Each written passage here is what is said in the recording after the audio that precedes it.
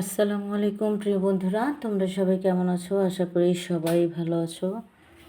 আজকে যে গল্পটা তোমাদের সঙ্গে শেয়ার করব, সে গল্পটা হচ্ছে বড় বড় নাটক সিনেমাকেও হার মানিয়ে দিবে। তো গল্পটা শেয়ার করার কারণ হলো যাতে আগামীতে এই ধরনের ঘটনাগুলো থেকে বিরত থাকা যায়, সেই কারণেই তাহলে চলো আমরা মূল গল্পে চলে যাই। আসলে এই জীবনের গল্পটা এতটাই বেদনাদায়ক, না শুনলে বুঝতে পারবে না। তো প্রিয় বন্ধুরা,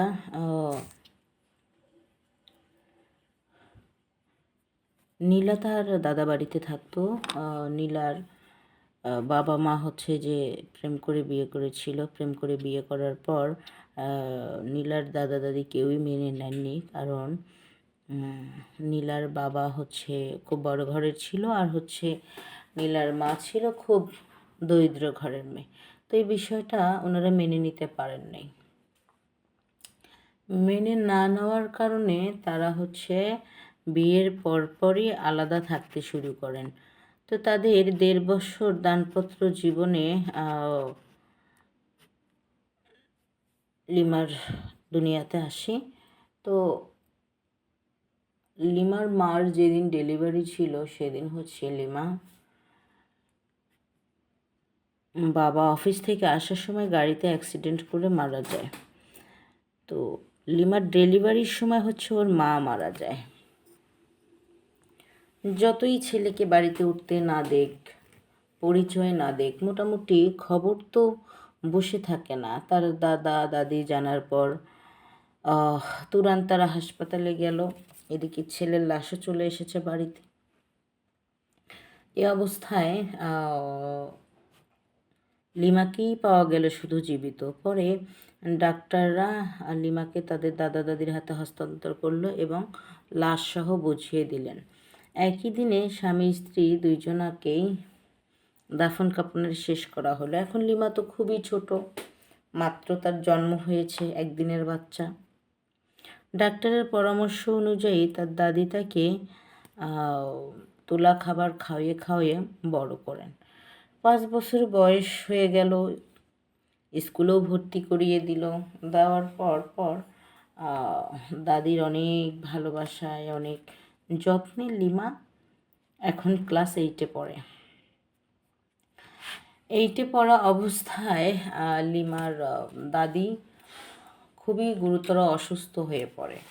দাদা তো বাড়িতে তেমন একটা থাকতেন না, কারণ দাদার অনেক বড় বিজনেস ছিল। আজকে দেশে তো কালকে দেশের বাহিরে, হয়তো বা দেখা যায় মাসে ২-১ বার এসেছে বাড়িতে, এই সপ্তাহখানেক থেকেছে, আবার দাদা ব্যবসার কাজে চলে গেছে। এইভাবে তার দাদার যাওয়া আসা ছিল বাড়িতে। খুবই বড় ব্যবসায়ী হওয়ার কারণে বাড়িতে তেমন একটা সময় দিতে পারতেন না। কিন্তু লিমার দাদি ছিল খুব চমৎকার মানুষ। এই এতটুকু মেয়েকে লালন পালন করে বড় করে ক্লাস 8 পর্যন্ত আনা 4টেখানি কিন্তু কথা ছিল না। তারপরও লিমার দাদি একাই বাবার আদর দিয়েছে, মায়ের ভালোবাসা দিয়েছে, দিয়ে এই লিমাকে এত বড় করে আজকে লিমা ক্লাস 8-এ যখন পড়ছে, যখন ক্লাস 8-এ ছিল সে, বললামই তো যে ওর দাদি গুরুতর মানে অসুস্থ হয়ে যায়। হওয়ার পরে তাকে মেডিকেলে ভর্তি করা হয়। তো লিমার একদিকে লেখাপড়ার চাপ ছিল, অন্যদিকে ওর দাদিও অসুস্থ ছিল। তো তখন ওর দাদা দেশে ছিল না লিমার। তো খবর দেওয়ার পরই ওর দাদা চলে আসে। আসার পর মোটামুটি সেও ভেঙে পড়ে, কারণ লিমার দাদি ছিল বাড়ির কর্ত্রী আর ওর দাদা ছিল বাড়ির কর্তা। তার দায়িত্ব ছিল শুধু বিজনেস সামলানো, বাড়িতে যত ভালো মন্দ কাজ হবে, একদম কাজের লোক থেকে শুরু করে যারা যারা আসে ওদেরকে খাওয়া দাওয়া বা বেতন দেওয়া, মানে A to Z সব কিছুই করতেন উনি দাদি। যাকে 1 সপ্তাহের মাথায় ওর দাদি হাসপাতালে ওখানেই মারা গেল, আইসিইউ রুমে মারা যায়। মারা যাওয়ার পর দাফন কাফনের পর হচ্ছে খুবই মানে মন খারাপ। লিমা তো কাইন্দা কাইটা অস্থির। এভাবেই 3টা দিন কেটে গেল। যাওয়ার পরে হচ্ছে ওদের বাড়িতে হচ্ছে খাওয়া দাওয়ার অনুষ্ঠান শুরু করা হলো। সবাই জানি কম বেশি যে একজন মুসলিম বাড়িতে যদি কেউ মারা যায় তাদের কিভাবে 3 দিন বা 5 দিন বা 7 দিন 9 দিন এভাবে একটা খাওয়া দাওয়ার আয়োজন করা হয়, আবার 40 দিনে একটা করা হয়। তো সেদিন সবাইকে মোটামুটি খাওয়া দাওয়ার আয়োজন করে মিলাদ দেওয়া হলো। হওয়ার পর এখন লিমার দাদা, লিমার তো অনেক মন খারাপ, লিমার দাদাও বাড়ি থেকে যান না। তো লিমা না খেয়ে বসে থাকে, কান্নাকাটি করে। তার দাদা সেটা, যদিও সে নাতিকে ছেলেকে ভালোবাসতেন না, তো ওই অবস্থা দেখে ছোট থেকে চোখের সামনে বড় হয়েছে, একটু তো মায়া থাকবেই। যাকে কাজের লোকরাও তাকে খাওয়াতে পারছিল না, এই অবস্থায় তার দাদা মানে দাদির যত দায়িত্ব আছে নাতনির ক্ষেত্রে সব কিছু কাঁধে তুলে নিল। নেওয়ার পর বলছিল, দাদু ভাই খেয়ে নাও। তো একদিকে যে দাদা এতটা ইয়ে করতেন না, সে আবার এত আদর আপ্যায়ন করছে, ওই দিকটা থেকেও কানতে কানতে মোটামুটি দাদা খাওয়াই দিল, একটু একটু খায় লিমা। এভাবেই কয়েকটা দিন আরও গেল।